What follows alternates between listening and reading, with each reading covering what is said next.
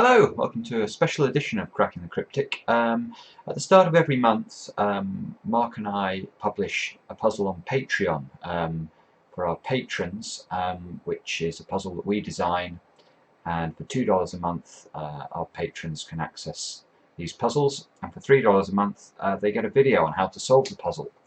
Now, as you'll all have noticed, it's the start of August, and therefore we need to produce a puzzle again. But this month, actually, we are going to do a special, well, we're going to offer our patrons two puzzles, and it's part of a meta puzzle provided to us by Derek Neal.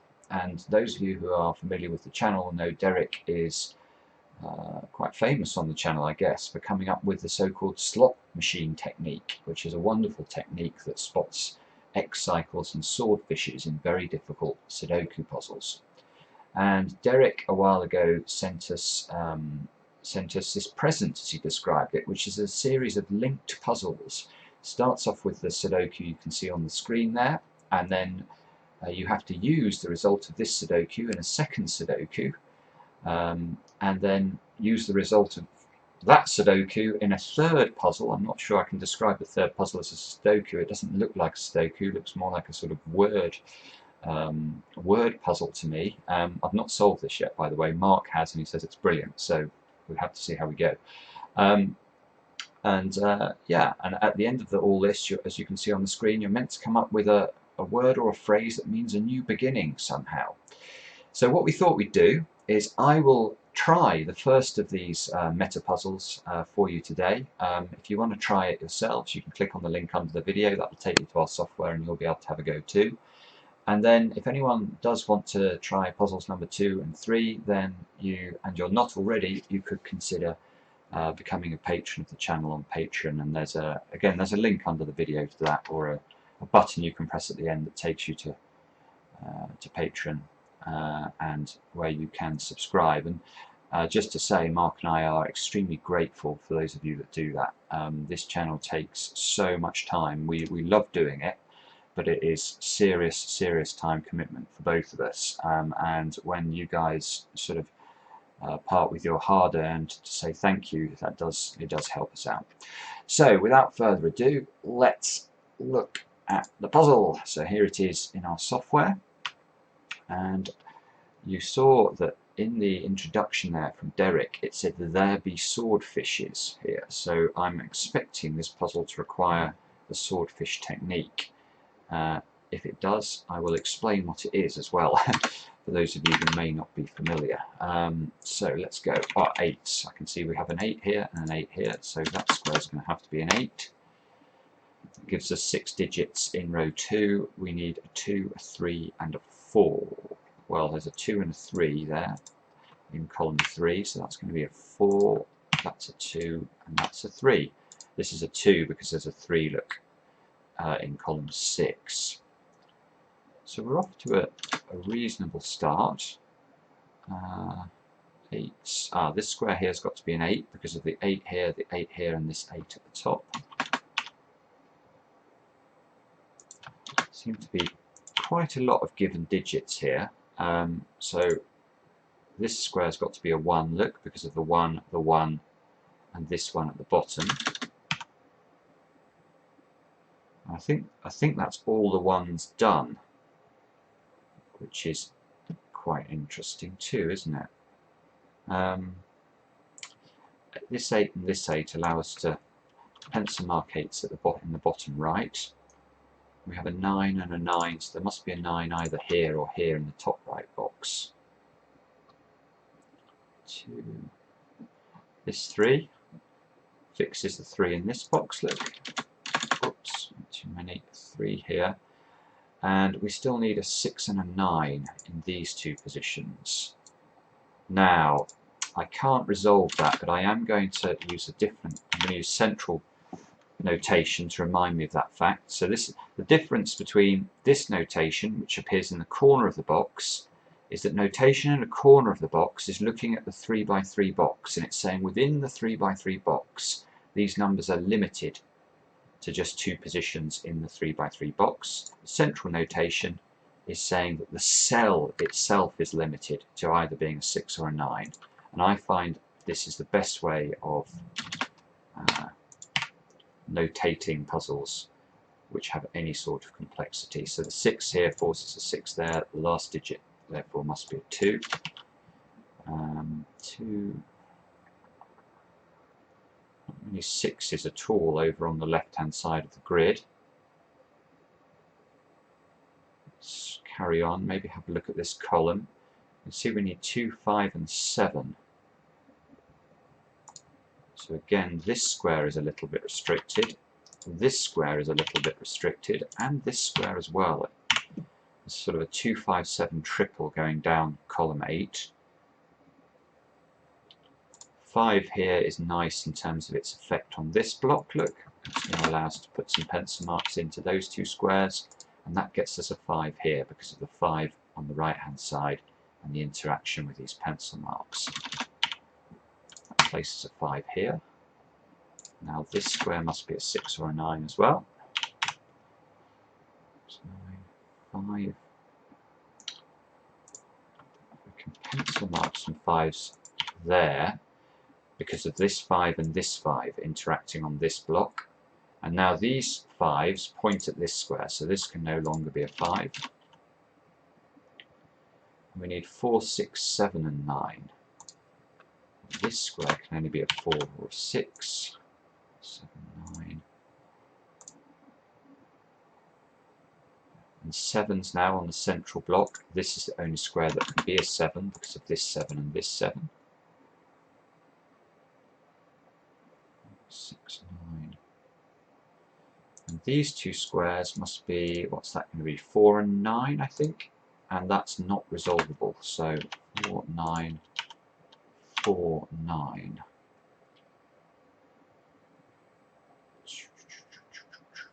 Let's have a look down column 7 now, where we need 2, 3 and 8. So this square can only be 2 or 8. And this square can only be 2 or 3.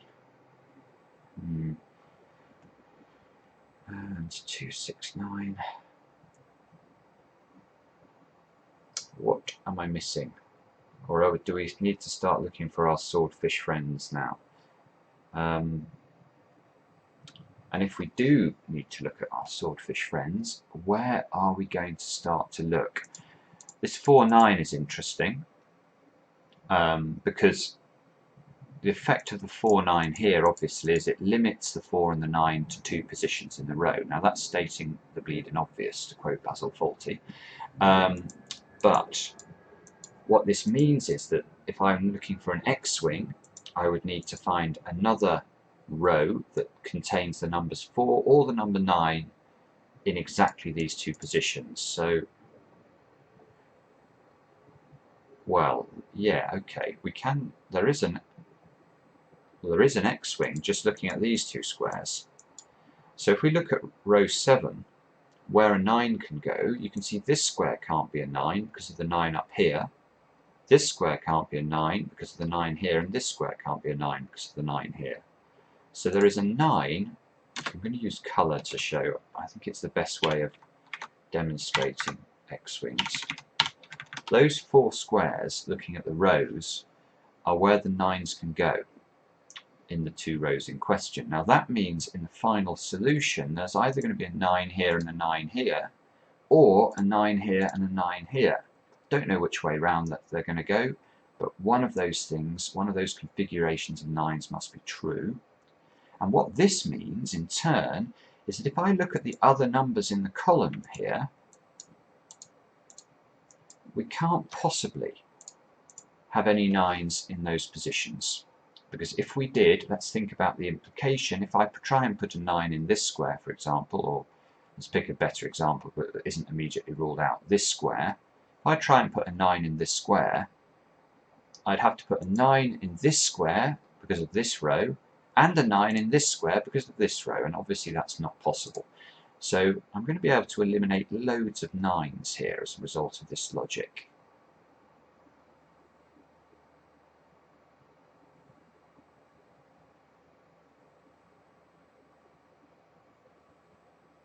But actually, I can do better than that, can't I? because as well as these 9s being an X-wing, the 4s are limited, I think, in a very similar way. Now, if we look, we've got 4 in one of these two squares, and in this row, a 4 cannot go in either of these two squares because of these two 4s. So there are 3 positions for 4s in row 7. Now, if I can find another row now where the 4s are limited to these same columns, so column 2, column 4 and column 5, that's the swordfish. And we can talk about, now let me just stare at this for a second.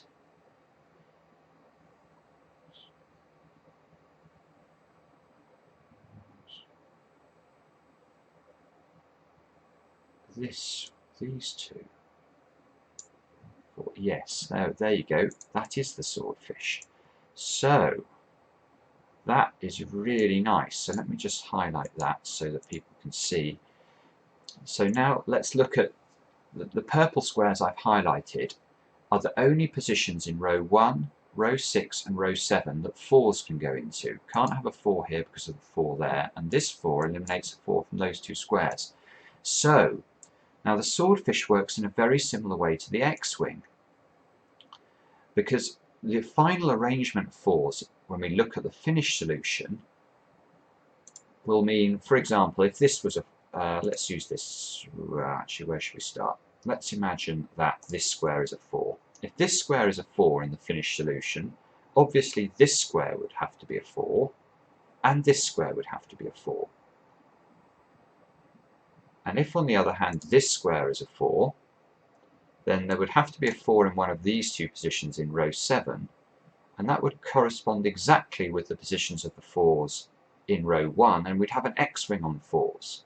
So either way, what we can conclude from this is the 4s in these rows, well, let me put this a different way. You could never have a 4 in any of these columns in anywhere other than these rows. So if I try and put a 4 here, for example, not possible, because what that will do is it will shift in these 3 rows the need for a 4 in only 2 columns of the grid, and that's simply not possible. You can't have the same digit appearing 3 times in just 2 columns.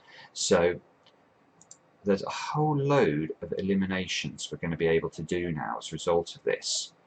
So probably what we're going to have to do is let's focus on the 9s first, because that's what we were looking at first of all. So let's go back to the 9s, and we know there's a swordfish on 4s as well. So now we're going to have to do some more comprehensive notation to work this out. So we need, this square can be 2, 6 or 9 on the face of it. This square can be 2, 6 or 9. This square here can be, what's that going to be, 2, 4, 6 or 9. 2, 4 or 6 because of this 9 here. Oh, this square can be a lot of different things. So this can be 3, 4, 6, 8, 9, I think. And this one can be 3, 4, 6 or 8. Up here we've got 3, 4, 6. All of those look possible to me. This square can be 2, 3, 4, 6. So 3, 4, 6 again. This square has a lot of options, so 2, 4, 5, 6, 9, I think. No, 2, 4, 6, 9 because of the 5 here. And this square can be 4, 5, 6, I think. 1, 2, 3, 4, 5, 6, 7, 8, 9. Right. So this is the base position from which we're going to start doing some eliminations, and just for the completeness, given that we know that this column is also going to be very restricted on 4s because of the swordfish, I'm going to highlight these 3 squares as well, those 3, and work out what these can be. So this one can be 3, 4, 6, 6. That one one's a bit less relevant because it's part of the swordfish. Right, 1, 2, 3, 4, 6, 7, 8. 1, 2, 3, 4, 6, 7, 8. Okay, and now we can do our eliminations and see where this ends up. So, this column, let's get rid of the 9. This can't be a 9 because of the X-wing. Neither of these could be a 9. This can't be a 9. And now because of the swordfish, which, let's do the colours just to really make it clear. The swordfish is going to be here, here and here as well. Which means we're going to be able to eliminate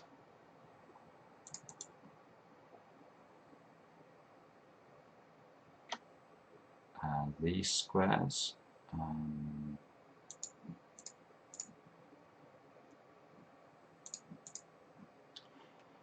So we need to eliminate 4 now. This one can't be a 4. That looks like it might be nice. These can't be 4s either. This can't be a 4. This can't be a 4. You can see that actually we have got some good eliminations here, but is it enough to make progress? I've spotted something. If we look at this column, I've now got a 2-6 pair in this square and this square as a result of these 2 eliminations. Now that means down here we can't have a 6 in either of those 2 positions. So there's now a 3-8 pair in this bottom left box, and I still need to find 4, 6 and 9. So this square, no, this square can only be 4 or a 9 now because of the 6 in the, well, this 6 and the 6 in the column. This square can only be 4 or 6, and this square is 4, 6, 1, 9.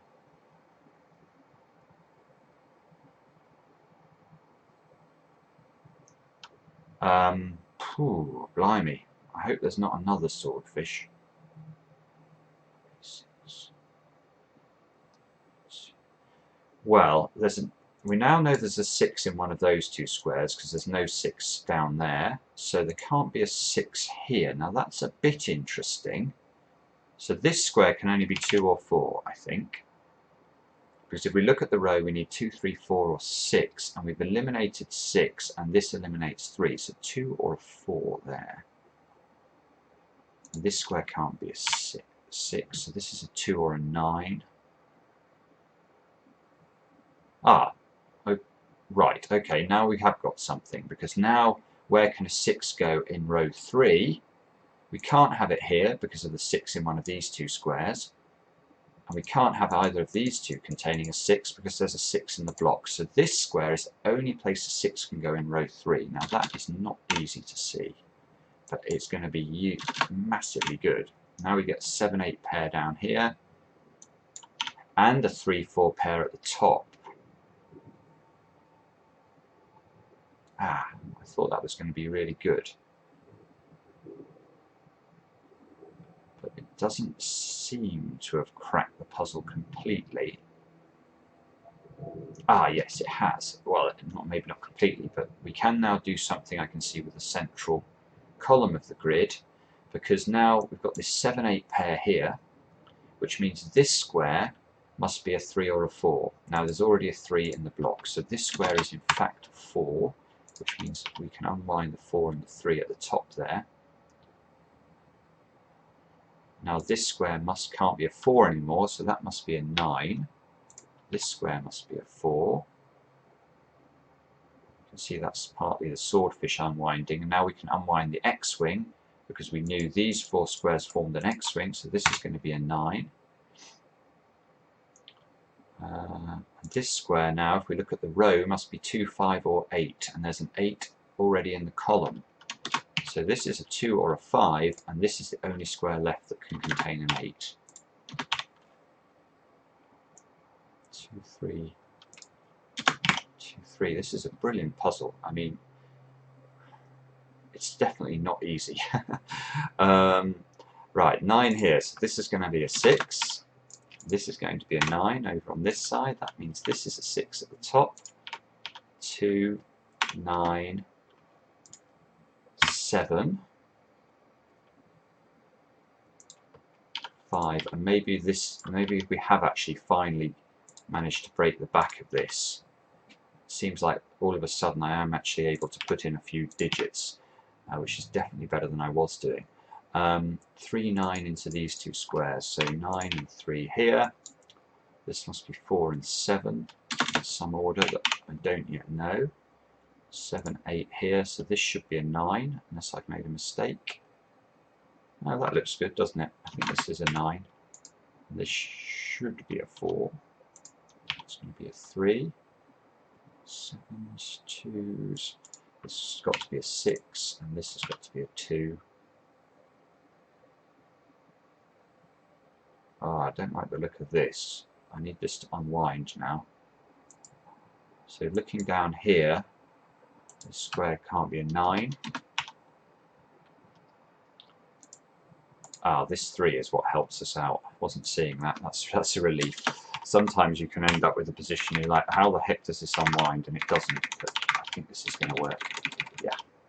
4 and 6. Brilliant puzzle. So let's check. Yes, it all looks good. So that's how to do the first puzzle of this meta set of 3 puzzles from Derek Neal. I do, as I say, if you aren't subscribers, please consider subscribing. If you aren't patrons, massively appreciate it. If you do become patrons, and if you do, you'll get to see the last 2 puzzles. And in fact, I've just noticed something about this grid that may help me solve the second of these Sudokus. Whoa. Okay, so yeah, see you over on Patreon soon. Thanks for watching.